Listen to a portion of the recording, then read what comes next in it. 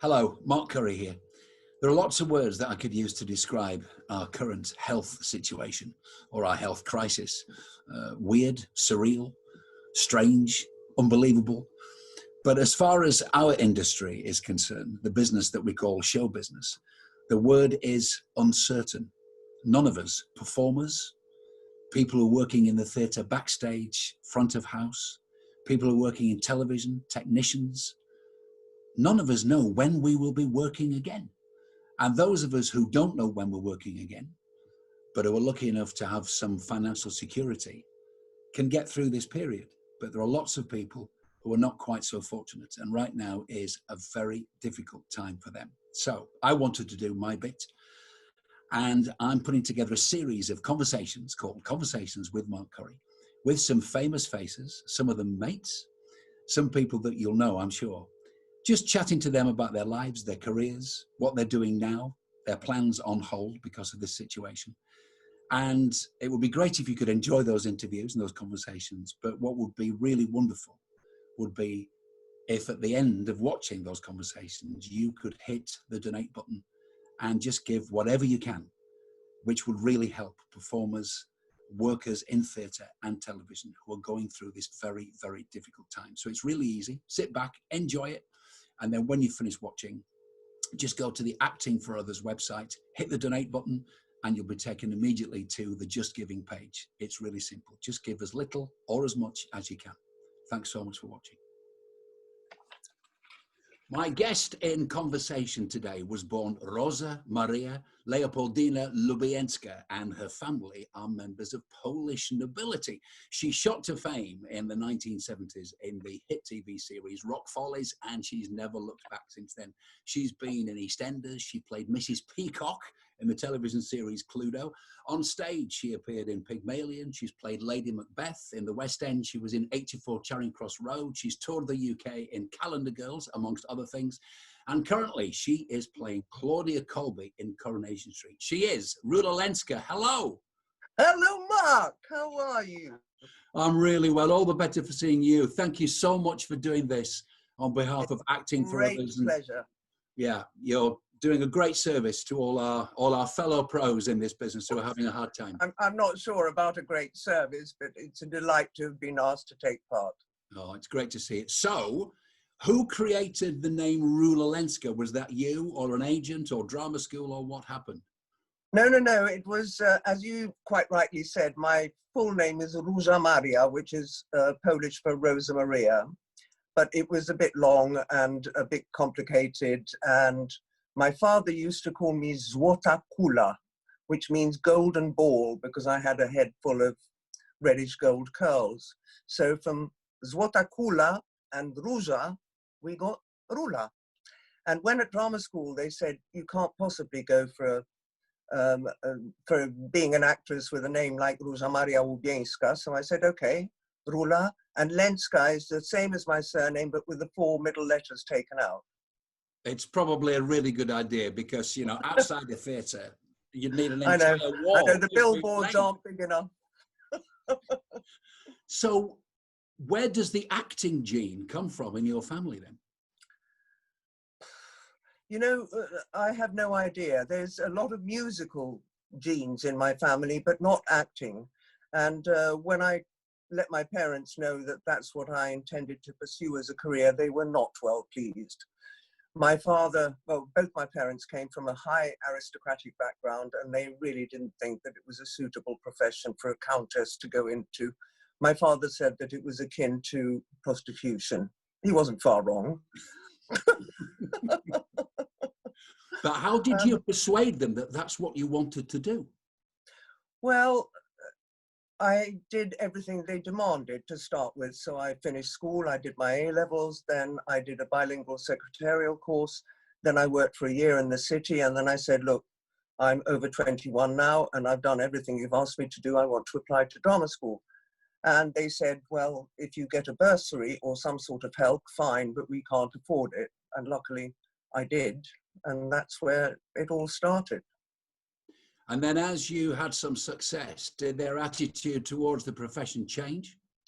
A bit. My father was never completely he never completely understood the whole arena, if you like. I mean, when he saw me in Panto for the first time, he said, "Did you not have enough material to make slightly longer jackets? Why all your legs showing?" And my mother used to say, "Why are you always cast as a bitch?" To which you yes, replied, what? My reply was, that shall go unsaid. But when follies happened, for example, yeah, I mean, they didn't sort of understand follies, but they recognized the fact that it was the reaching of a certain point within the career which sort of made me a household name for a brief time. We'll talk about that in a minute, but one of the most fascinating nights in the theatre I've had as an audience member was a couple of years ago when I came along to a lovely little theatre in Henley called the Kenton Theatre. And you were doing your one-woman show, which is basically telling the memoirs of your mother, but you perform it as your mother. It's quite extraordinary because the story is so gripping and so powerful. You know, every time I do it, it's I don't think of myself as being my mother, more like channeling my mother's personality. She came, as did my father, from a very high aristocratic background with an enormously privileged life before the war. When war broke out, they escaped from Poland via Romania to Yugoslavia, where they remained for 3 years under the Italian occupation. Then the Germans arrested my mother, her mother, and one of my mother's sisters, and 2 brothers. They were then transported to Klagenfurt prison, from there to Ravensbrück, where the women went, which was the biggest female concentration camp in Germany, and the boys went to Dachau. My mother was there for 2.5 years, unbelievably survived, as did her mother, who was very ill and very weak. And then they came over here to England as refugees. And the extracts from which I make Mama's show are from a series of about 5 hours of audio tape that the BBC did when both my parents were still alive, when they were really interested in doing a sort of in the footsteps of. So going back to the start of the journey in Mama's birthplace and retracing all of that with Mama's voice in the background as I actually retraced the journey. Sadly, she died before that was able to happen, and I've never really managed to find the financial resources to make it a reality. I still think it would make a wonderful television series. It's totally fascinating. It's emotional, obviously, but it's also funny, and you capture her character, the strength and the humor and everything. You know, Mama had the most wonderful sense of humor. Yeah. And even in the blackest times, the most dire situations, when she was trying to rescue her mother from the gas chamber, it makes me cry every time I think of it.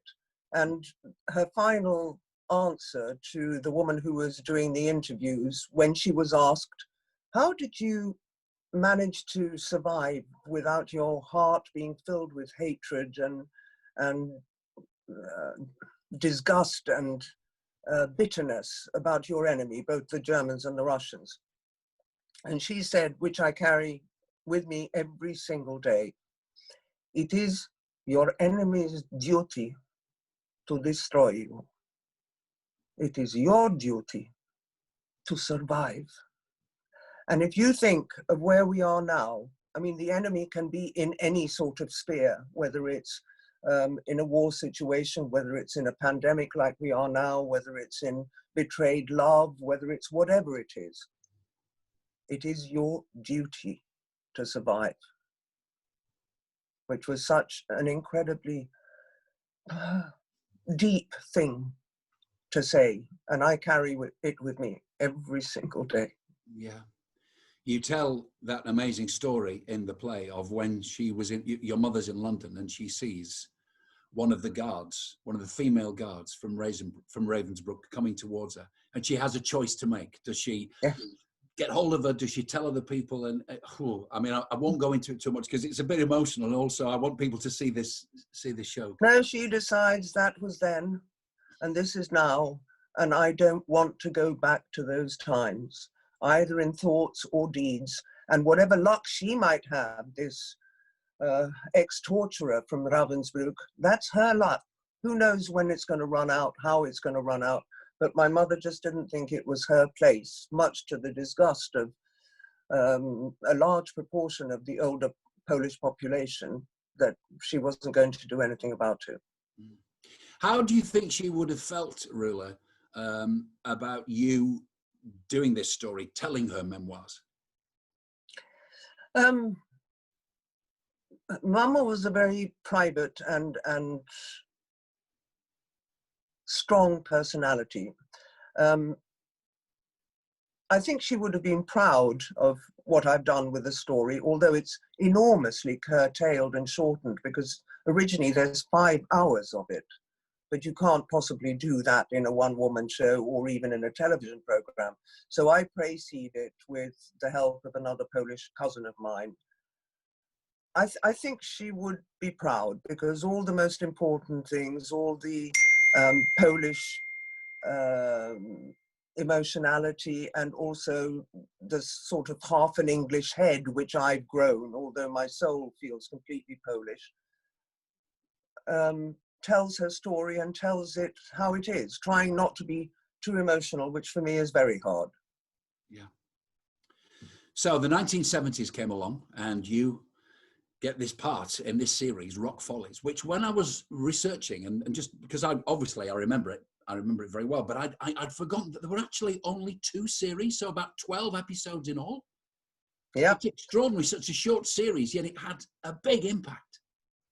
You know, recently it was the first series was shown at the National Film Theatre in its entirety, and I was invited along with the 2 other little ladies, with Howard Schumann and with Andy Mackay, who wrote the music, to come for a talk after the first 6 episodes were shown. And when I was invited, I thought, there's no way I'm going to be able to sit through 6 hours of watching myself on screen 30 years ago, 35 years ago, whatever it was. I have to tell you, unashamedly, that I was completely mesmerized. Really? Not only does it stand up as a story really well today, of course there are certain things which are dated, but the music is phenomenal. The lyrics are absolutely wonderful. And I was just reminded again what an incredibly avant-garde series it was. And I'm immensely proud to have been part of it. I mean, it was the job that put me in the public eye, if that's still the right sort of thing to say. And I enjoyed every single second of it. It was 2 years of bloody hard work. Rehearsals, dancing, singing, recording, etc., etc. But God, it was wonderful. Because for those people who are watching this who haven't seen it or don't remember it, just tell us briefly what it was about. Well, basically, it's about 3 youngish 30-year-olds who meet during the rehearsals of a fairly dreadful tour of a musical. And the musical folds, but the musical director of the show decides that there is something in the 3 girls that he thinks he'd like to explore. So they go on to become the first ever female rock band. I mean, we were like the Spice Girls of that time. 3 very different women: Charlotte Cornwall, who I was at drama school with, so I knew well. Right. Julie Covington, who already had a career and who had the voice of an angel. I've never heard a voice like it since. And myself, who wasn't really a singer at all. And the first series was about the little ladies against the world, and the second series was about the little ladies against each other. So it became very, quite painful actually, in reality, because a lot of the stuff that figured in the storyline was true, like Charlotte and myself becoming the harmony queens, to Julie's lead singer, quite rightly, because she was just phenomenally stunning, wonderful. Mm. But you know, the storyline A, punk, B, the Jubilee, C, homosexuality. I mean, there were so many things which were treated in a way that had never been treated before, content-wise. And then the way that they used television. Extraordinary stuff in the fantasies, which had never been done before. I remember the first number, which was Stairway, and there were 3 separate staircases with no barriers. All this was in studio. None of it was done on location. And we were in full-length evening dresses with stiletto heels, having to sing and go up sideways up this almost vertical staircase up into the rafters of the studio, which was absolutely terrifying. And singing, I mean, obviously it was to a backing track, but we were actually singing. And if you look at it now, you can see us looking down to see where our feet are going to land. Oh, it was magical, terrifying, and completely unique. I think what I remember about it was it reminded me of being in a little tiny fringe theatre. It was like watching a fringe theatre production. It was very theatrical. It had that feel about it. Do you know what I mean by that? Yes, yes, I do. And, you know, Howard was there at all the rehearsals. So he would note the reactions between us as actresses and us as characters. And then bit by bit, things that we'd actually said would come up, particularly in the second series. And you'd suddenly find yourself thinking, hang on, I'm sure I said that as me and not as the character. So, yeah, it was fascinating. Were you aware at the time just how groundbreaking it was and how big it would be for you? Not at the beginning, but the minute the first episode went out, I think we all came to my house. I was living in Fulham at the time, and I think we all came to my house to watch it. And we were fairly gobsmacked about how it came together. And then the following day, I mean, it was just a complete change of life, you know, whereas before you walked into Sainsbury's with grubby jeans and a t-shirt and no makeup, suddenly you felt the necessity to be, well, in my case, Nancy Cunard de Longchamp, you know. And from the first day when that first episode showed, it was a life changer. And most of it was wonderful. Of course, when you suddenly find that your privacy is completely invaded and you can't really be spontaneous anymore, then there were moments when it got frightening. But for the most part, that's the part of it that nobody can really prepare you for. Yeah. Yeah. I remember you doing the hair adverts. I remember that, you know, you just looked so, I was so into glamour and everything. I still am. But I remember, you know, you were just so I could have been a millionairess from those, but we'll not talk about that. So it opened doors, but are you saying it was a little bit tricky for a period of time after that success? Only insofar that there was nobody to guide you as to how you should behave and how you should be. You know, the three of us had very different lives. I was already living with Brian, who was to become my first husband. And of course, you know, I don't care who anybody is in the acting world, but there's always that dream of becoming not a star, but becoming recognized for what you do.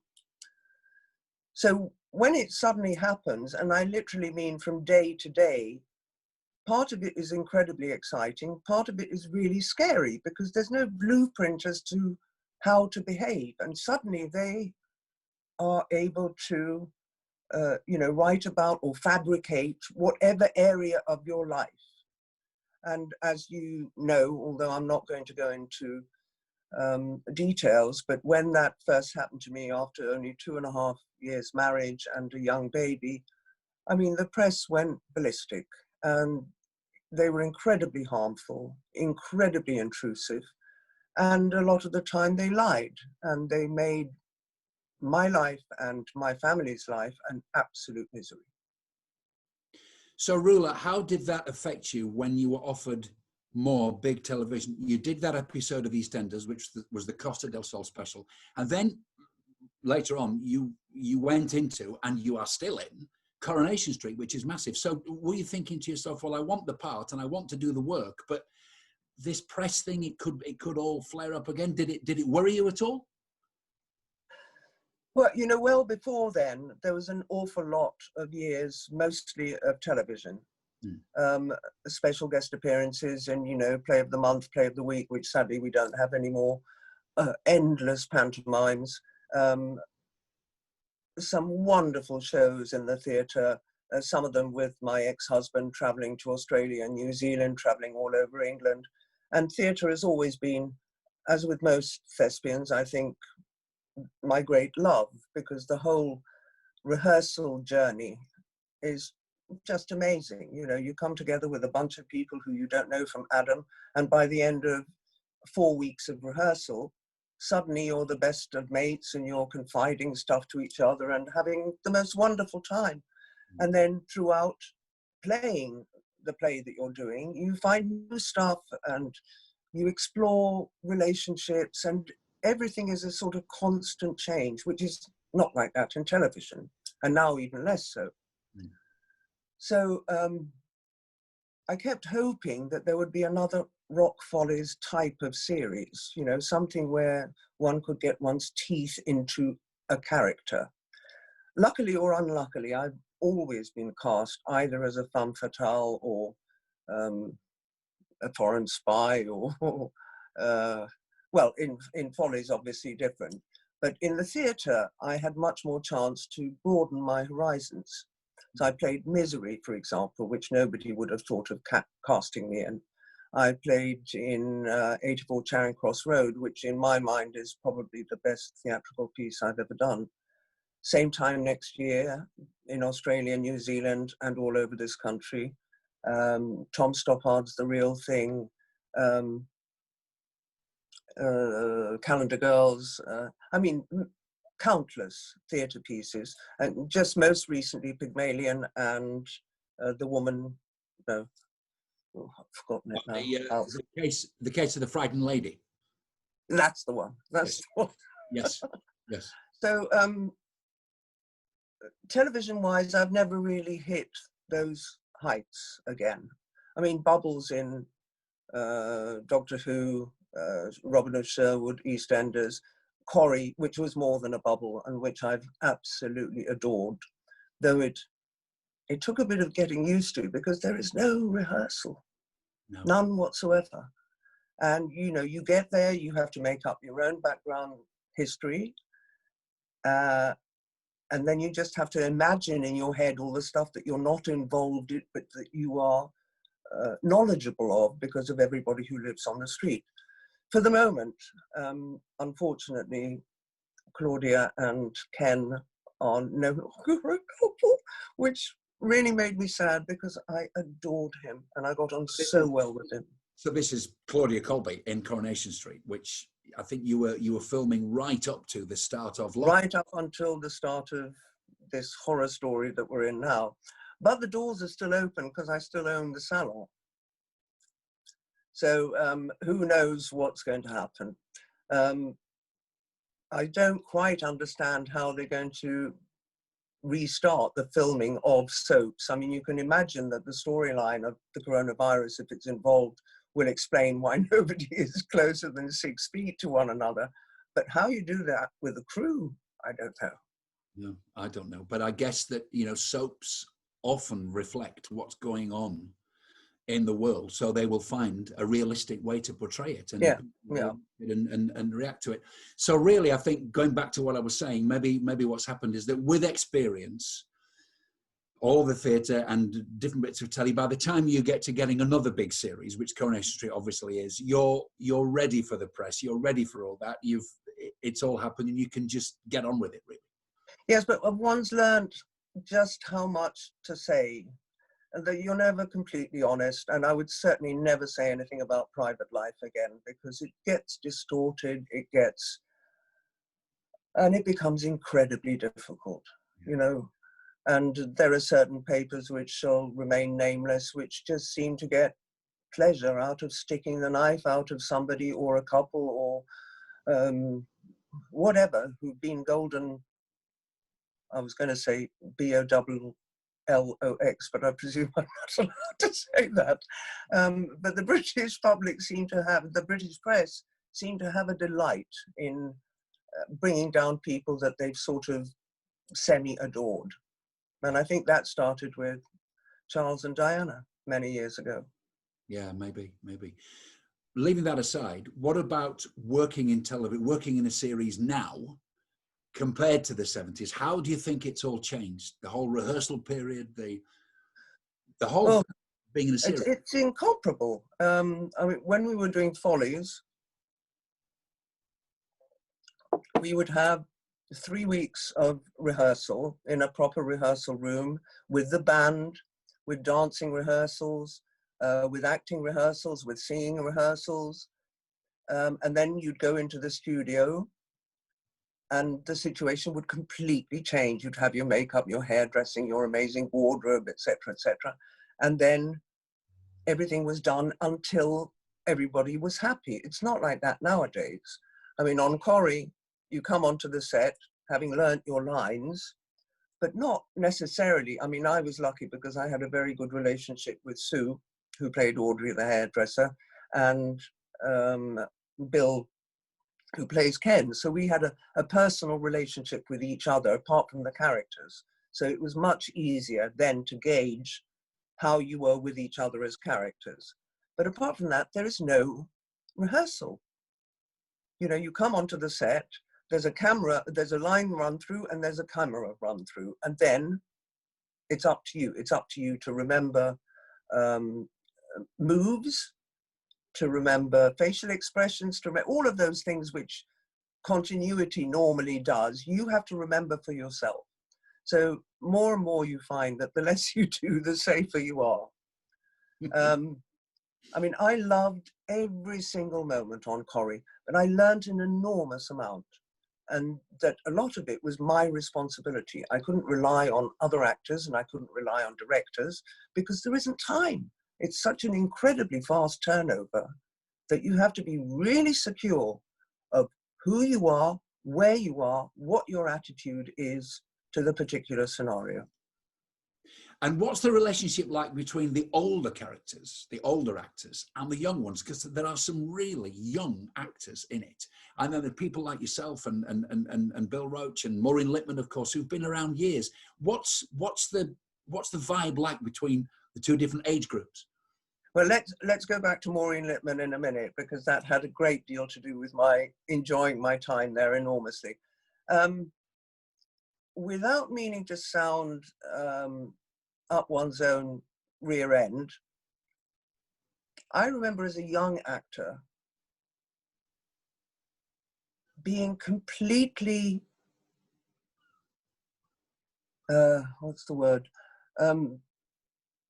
grateful for any sort of comment made to me by an older, more experienced actor, whether it was, yes, that was great, or try this, or do a bit more of this, or do a bit less of this, whatever. Anybody that took any notice of me, I just ate up with delight. Mm. Nowadays, quite often you find, although I really made an effort to make good friends with everybody across the board, didn't matter whether it was the very young ones or the older ones or the ones of my age, but they have a completely different attitude. You know, they are not terribly good at taking advice or helpful suggestions. And I just, one just swallows it, and that's how time has progressed. That's how things have changed. Yeah. But most of the young ones are incredibly good. And I think sometimes with younger actors is that they have no sense of history. When I was a young performer, I used to read books about the actors, you know, and film stars, and want to know about how television started and stuff. And I'm not sure that some of the younger actors really want to know a lot about that. It's like television's just been invented, and you feel like saying, listen, guys, we were doing it back in the 60s and 70s, you know?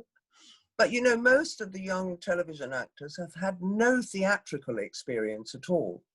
Yeah. So although they have been weaned on instantaneous as little as possible going on in the face and allowing the camera to discover that, rather than us who have to tone down what we learned from working in the theatre,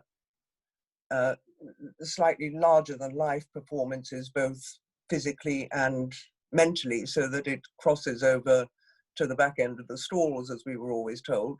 So it's slightly different what the youngsters of today are used to.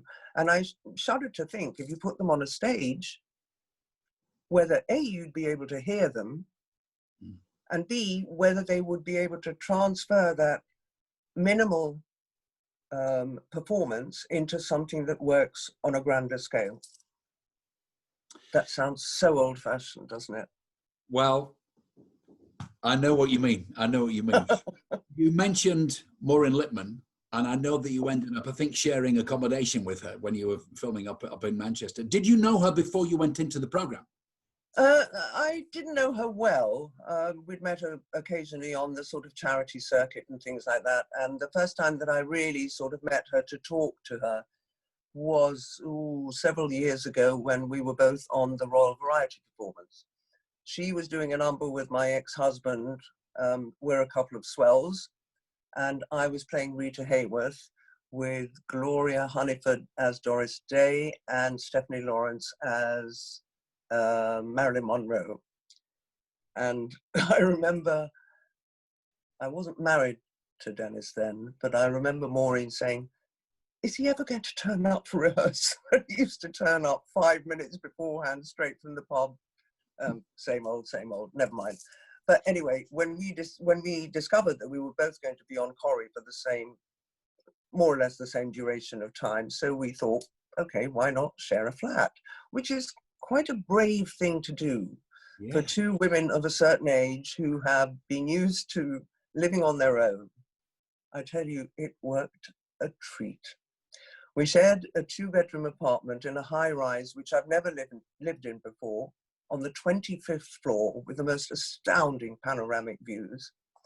And we took it in turns to cook and wash and have massages in the flat. And we went to yoga together, we went swimming together, and I've never laughed so much in my life. I mean, not only is she incredibly talented, but she's terribly funny and so multi-talented. I mean, she's an artist, she's a writer, she's an actress, she's, you name it. And we're still really good friends. And that's a rare thing to happen, you know, in people, not just women of a certain age.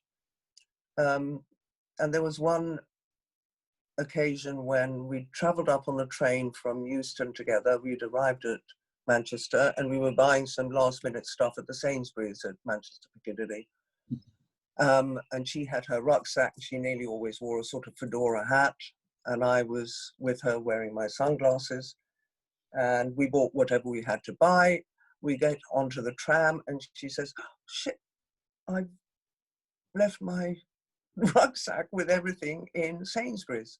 So she rings them up and says, "I was in a short time ago." And the man says, "Oh, I remember, with your daughter with the red hair." Well, she never lived that down, I have to say. And you're still friends? You're still friends? Oh, still very good friends, yeah. That's fantastic. Did you actually have stuff to do together in the programme in Coronation Street? We've had a couple of scenes, yes, when she asked me to do a makeover. And I think there's a lot of mileage which sadly hasn't been taken up. Both she and I felt that it was a wonderful opportunity to make this sort of, you know, Coronation Street from the very early days. Yeah. To bring that back, to bring that centre of older ladies, but with a lot of chutzpah and a lot of bravery back again. But so far, not. But we live in hope. But well, you know, as soon as we mentioned that we shared a flat and how well we got on, I mean, there have been countless moments of interest from different television series, and they're very interested in doing a sort of DNA research about the two of us, which was supposed to happen this July, but hopefully next year. Okay, well, sounds like there's mileage in that, definitely. I know that one of your great passions is animal welfare. I know you've always had rescue animals. You've been all over the world really with this. Where are we now in terms of animal welfare and conservation, Rula?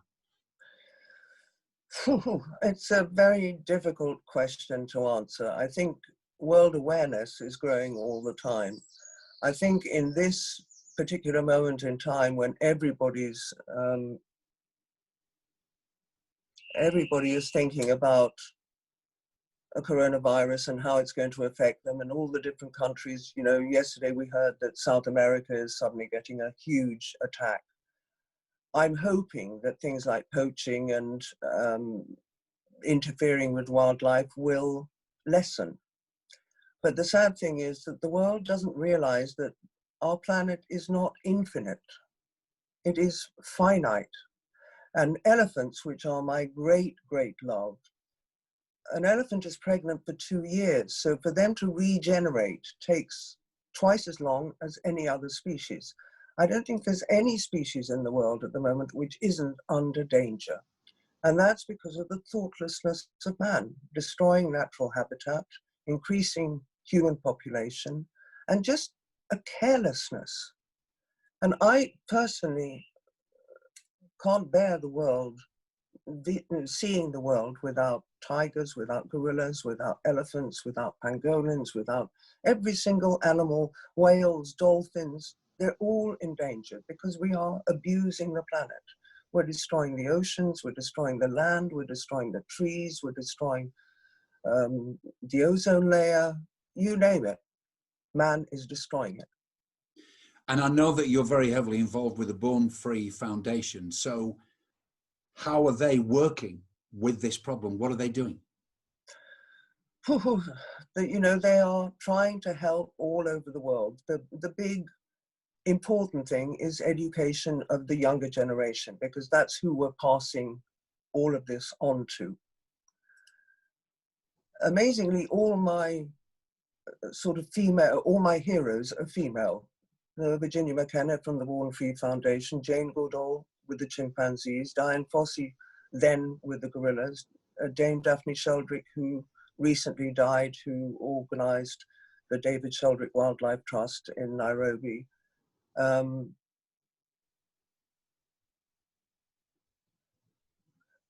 Everybody is trying to do what they can. I mean, because ivory, for a start, is worth such an enormous amount of money. When people are starving and when they're looking to feed their families and they get offered the amount of money that they couldn't earn in a year to kill an elephant, they're still going to do it. Yeah. It's the same with tigers and their fur and their claws and dolphins and I mean, it's endless and it breaks my heart. But even individual people doing as much as they can make a difference. The most we can do realistically is to spread awareness so that sustainable tourism, for example, that you don't go to places where elephants are abused and ridden and hurt and chained. There are more tigers in captivity in America than there are in the wild anywhere. I mean, that's a horrendous, horrendous statistic.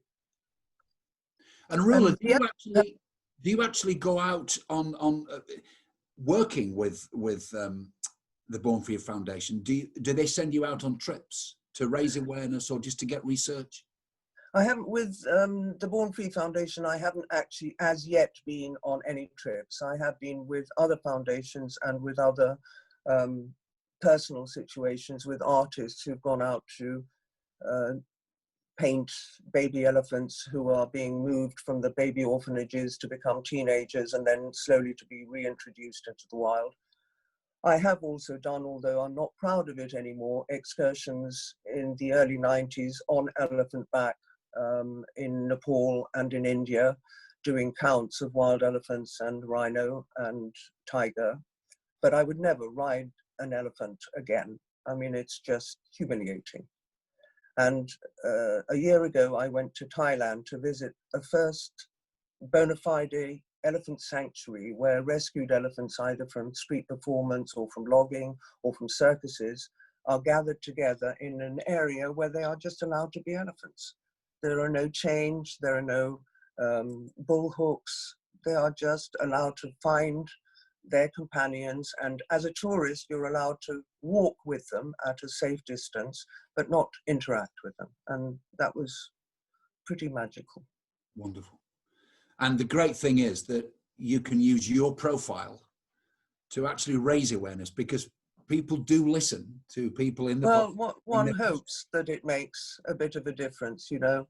I think every single person making one little change in their lives towards, you know, whether it's segregating rubbish, whether it's spreading awareness, whether it's when you go to a place and you see that animals are being abused or maltreated or used for the wrong purposes, that you report that sort of stuff.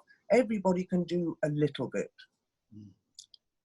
But I think what's great is that obviously you're still passionate about the business and you still want to work and embrace everything that may come your way, but you've got this completely separate passion and you want to put time and effort into that as well. That's... Oh, yes. I mean, my dream, although I'm too old now, is, you know, to go out and make wildlife films. And I mean, that's my favorite thing to watch on television, the extraordinary footage that they get nowadays. And the best times in my life have undoubtedly been in the depths of the African bush and in Nepal and in India, and just watching wild animals where they belong and where you feel like a small cog in an enormous wheel, because they have as much right to a peaceful, happy life as we have. Well, if you do go, take me with you. I'll hold your bag. With pleasure. I'll hold your bag for you. All right. I'll make sure your hair's looking good and all that. Okay. And what about in your business? What would you like to do now? I remember when we were doing a play years ago in Windsor, we were doing an Alan Ayckbourn play.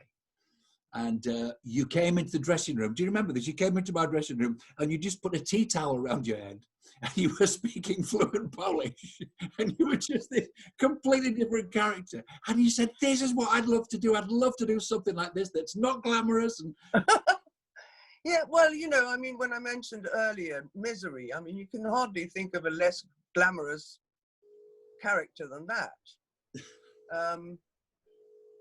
And I keep thinking, you know, put my hair in a net, take all the makeup off, and you'd never recognize me, but I don't get that opportunity. Hopefully now, past an age which I'm not going to mention, maybe it'll start. But there are, you know, as we all know, less and less decent parts for females. I think we need more writers, more female writers. Have you watched a lot of telly recently since we've been in lockdown? I've been watching bits. I got really into Twin, the Norwegian drama series. Yes, yes, excellent. Call My Agent? No. Oh, you must watch that. You must watch that. And Ozark? No. Well, those are two absolute musts. I mean, normally I watch very little television. I read an enormous amount. But recently I've got stuck into 2 or 3 series which have just been phenomenal. So remember that, Call My Agent and Ozark. I will. I shall write those down straight away. I want to thank you so much for doing this, for giving up your time. It's been a joy. On behalf of Acting for Others and all the charities that they support, it's just been a wonderful 45 minutes, 50 minutes. I don't know. Who cares how long it's been? It's been totally fascinating, and just continued success and continue. Thank you, darling. Let me know how this and where this can be seen. I will. Well, it's actually going to be on the Acting for Others website and also on their YouTube channel. And anybody watching it, you know what you can do. If you watch it on the website, you just press donate. It takes you straight to the Just Giving page. Terrific. Give whatever you can for people in our profession, not just performers, remember. This is for technicians, theatre workers, people in telly, all the techies that we talk about, who are also having a really tough time right now. Rula Lenska, thank you so much for this. Thank you. My great pleasure. Lots and lots of love. Stay safe. Thank you so much for watching that conversation. If you've enjoyed it, please go to the Acting for Others website, which is actingforothers.co.uk. and hit the donate button, which will take you immediately to the Just Giving page. And please give as little or as much as you possibly can to help those performers and people in the industry who really need your help financially right now. Thanks a lot.